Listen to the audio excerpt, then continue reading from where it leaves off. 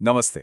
आज के इस एक्सप्लेनर में हम एक ऐसी दुनिया की बात करने वाले हैं जो हमारे पूरे सोलर सिस्टम में सबसे ज्यादा रहस्यमयी और वायलेंटली एक्टिव जगह है। हम बात कर रहे हैं जुपिटर के सबसे करीबी चांद आयो की। और नासा के जुनो स्पेसक्राफ्ट ने अपने आखिरी और बेहद खतरनाक मिशन में यहाँ जो कुछ भी एक्सप्लोर किया है ना, वो सच में होश उड़ा देने वाला है।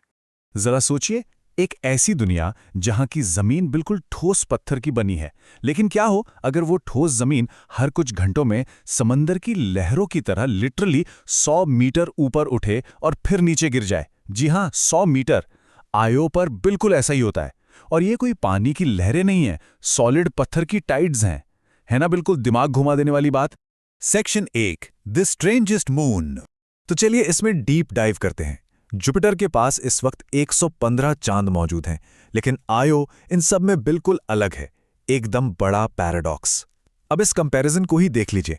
मर्क्यूरी यानी बुध ग्रह जो सूरज के सबसे करीब है, वो बहुत ही सूखा हुआ है, लेकिन आयो वो सूरज से इतनी दूर होने के बावजूद और जुपिटर से सिर्फ 3500 किलोमीटर की दूरी पर होने पर भी मर्क्यूरी से भी ज्यादा सूखा है।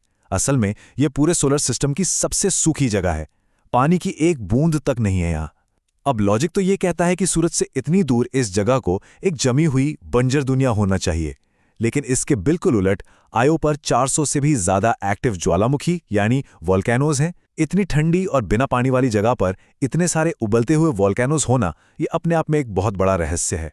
Section 2 the engine of fire. पृथ्वी पर वॉल्केनोज टेक्टोनिक प्लेट्स के टकराने से बनते हैं, लेकिन आयो पर तो ऐसी कोई प्लेट्स हैं ही नहीं। तो फिर सवाल उठता है कि ये इम्पॉसिबल वॉल्केनिक एनर्जी आखिर आ कहां से रही है। इस रहस्य को समझने के लिए पास्ट मिशंस की तरफ देखना होगा।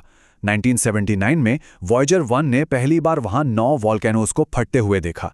उसके बाद 1995 से 2003 के बीच गैलीलियो प्रोब ने थोड़ा और डेटा जमा किया, लेकिन दशकों तक जानकारी बस इन्हीं चंद झलकियों तक सीमित थी।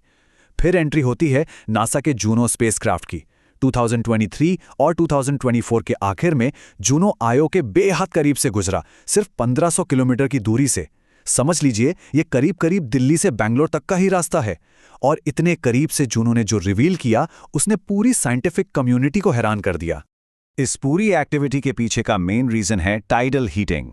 होता क्या है कि आयो एक अंडाकार यानी इलिप्टिकल ऑर्बिट में जुपिटर का चक्कर लगाता है, जिसे पूरा होने में 42 घंटे लगते हैं। एक तरफ से जुपिटर की मैसिव ग्रेविटी आयो को अपनी तरफ खींचती है और दूसरी तरफ से 2 बड़े चांद यूरोपा और गैनीमीड उसे अपनी ओर खींचते हैं। इस लगातार चलने वाली ग्रेविटी की रस्साकशी की वजह से आयो अंदर से बुरी तरह खिंचता और दबता है। इसी भयंकर खिंचाव और इमेंस फ्रिक्शन से इतनी ज्यादा गर्मी पैदा होती है कि अंदर का पत्थर पिघलकर लिक्विड मैग्मा बन जाता है, और यही लिक्विड मैग्मा उन 400 एक्टिव वॉल्केनोज से बाहर निकलता है।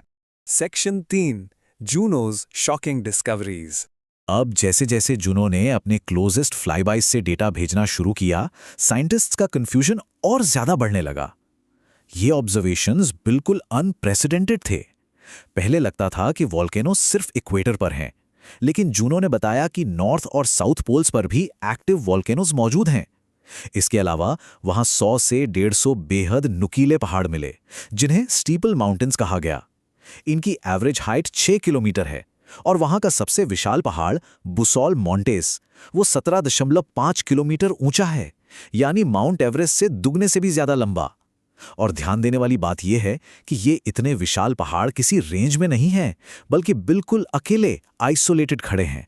और ये चीज बहुत ही शानदार तरीके से दर्शाती है कि आखिर ये स्टीपल माउंटेन्स बनते कैसे हैं। पृथ्वी पर पहाड़ प्लेट्स के टकराने से बनते हैं, लेकिन यहां गेम बिल्कुल अलग है। सबसे पहले फटते हुए वॉल्केनोज नया लावा सरफेस पर जमा करते हैं। जब ये नया भारी लावा जम जाता है तो वो पुरानी क्रस्ट को नीचे की तरफ धकेलता है। इसकी वजह से जमीन के अंदर का प्रेशर बहुत ज्यादा, लिटरली एक्सट्रीम लेवल पर बढ़ जाता है। और आखिर में जब इस प्रेशर को निकलने की जगह चाहिए होती है, तो ठोस पत्थर के बड़े बड़े ब्लॉक्स क्रस्ट को फाड़कर पूरी ताकत से सीधा ऊपर की तरफ निकल आते हैं। यानी वो 6 से 17 किलोमीटर ऊंचे पहाड़ असल में जमीन के अंदर से वायलेंटली उखड़े हुए पत्थर के विशाल टुकड़े हैं। इस दुनिया के टेरिफाइंग स्केल को समझने के लिए लोकी पटेरा को देखिए। जूनो ने इस 200 किलोमीटर चौड़ी लावा झील को डिस्कवर किया। इमेजिन कीजिए, ये झील इतनी बड़ी है कि दिल्ली से जयपुर तक की पूरी दूरी इसमें समा जाए। इसके ठीक बीच में एक जमा हुआ पत्थर का आइलैंड है, और इस लावा झील की सतह कुछ जगहों पर इतनी ज्यादा स्मूथ है कि इस जलते हुए नर के बीच में ये किसी आईने की तरह लाइट को रिफ्लेक्ट करती है। Absolutely mind blowing. Section 4, the underground magma mystery. दिसंबर 2024 में जूनो 74,000 किलोमीटर की दूरी से गुजरा और अपने इंफ्रारेड कैमरे से उसने अब तक का सबसे बड़ा रहस्य खोला। जूनो के इंस्ट्रूमेंट्स उस वक्त पूरी तरह से ओवरलोड हो गए जब उन्होंने साउथ पोल के पास एक मैसिव वॉल्केनिक हॉटस्पॉट कैप्चर किया। यह हॉटस्पॉट लगभग 1 लाख स्क्वायर किलोमीटर में फैला हुआ था। अगर इसको स्केल करने के लिए बताऊं तो यह लगभग दिल्ली से आगरा तक फैले हुए एक विशालकाय ज्वालामुखी विस्फोट जैसा होगा। और अब इस डेटा को देखिए, ये बताते हुए भी हैरानी हो रही है कि इस इकलौते इरप्शन इवेंट से निकलने वाली एनर्जी कितनी थी। हमारी पूरी धरती पर जितने भी पावर प्लांट्स हैं उन सबको मिला दीजिए, उस टोटल एनर्जी आउटपुट से भी 6 गुना ज्यादा एनर्जी आयो के इस एक एक्सप्लोजन से निकल रही थी। कमाल की बात यह है कि ये आपस में जुड़े हुए अंडरग्राउंड वॉल्केनोज आज भी 2026 तक लगातार लावा और राख उगलते रहेंगे। तो यहाँ एक बहुत ही लॉजिकल सवाल दिमाग में आता है, जब इतने सारे वॉल्केनोज एक दूसरे से कनेक्टेड हैं तो क्या आयो की इस सख्त परत के नीचे पूरे ग्रह पर फैला हुआ पिघले हुए मैग्मा का कोई विशाल समंदर मौजूद है? क्योंकि इतने सारे इंटरकनेक्टेड ज्वालामुखी सिस्टम को देखकर साइंटिस्ट ने भी नेचुरली यही अज्यूम किया था कि आयो की पूरी सतह आग के एक बड़े से तरल समंदर पर तैर रही होगी। लेकिन यहां आता है सबसे बड़ा प्लॉट ट्विस्ट। दिसंबर 2024 की प्रेस कॉन्फ्रेंस में जूनो मिशन के हेड साइंटिस्ट स्कॉट बोल्टन ने इस अजम्पशन पर सीधे शब्दों में कहा, और इसका जवाब है नहीं। 2024 में नेचर जर्नल में पब्लिश हुए एक रिसर्च पेपर ने यह साबित कर दिया कि आयो का अंदरूनी हिस्सा इतना ज्यादा सख्त और सॉलिड है कि उसमें एक ग्लोबल लिक्विड ओशन मौजूद हो ही नहीं सकता। तो आखिर वहां है क्या? साइंटिस्ट के मुताबिक आयो का इंटीरियर एक स्पंज स्ट्रक्चर जैसा है। ये ज्यादातर ठोस पत्थर का बना है, लेकिन इसमें स्पंज की तरह जगह जगह पर मैग्मा के आइसोलेटेड पॉकेट्स या बुलबुले छुपे हुए हैं। जुपिटर की ग्रेविटी पूरी जमीन को एक साथ पिघलाने की जगह कुछ चुनिंदा अंडरग्राउंड पॉकेट्स को ही पिघलाती है, और वही अलग अलग पॉकेट्स इंडिविजुअल ज्वालामुखियों को फ्यूल देते हैं। ये स्पंज जैसा स्ट्रक्चर इस जगह की इतनी भारी वॉल्केनिक एक्टिविटी को और भी ज्यादा रहस्यमयी बना देता है। Section 5, Why Abandon Io? तो क्रूशियल पॉइंट ये है कि इतनी एक्सट्रीम और फैसिनेटिंग दुनिया को देखने के बाद भी आगे क्या होने वाला है? थोड़ी हैरानी होती है, लेकिन आने वाले किसी भी बड़े फ्लैगशिप मिशन के टारगेट में आयो का नाम ही नहीं है। यूरोपियन स्पेस एजेंसी का जूस मिशन 2031 में पहुंचेगा, जिसका फोकस गैनीमीड, कैलिस्टो और यूरोपा जैसे बर्फीले चांद पर है। वहीं नासा का यूरोपा क्लिपर मिशन 2030 में पहुंचेगा, जो यूरोपा पर लाइफ सपोर्ट करने वाली कंडीशंस को ढूंढेगा। ऐसा क्यों? क्योंकि zero water means zero chance of life. Space agencies इस वक्त बर्फीले चांद के नीचे छुपे हुए समंदरों में एलियन लाइफ की तलाश करने को सबसे ज्यादा प्रायोरिटी दे रही हैं।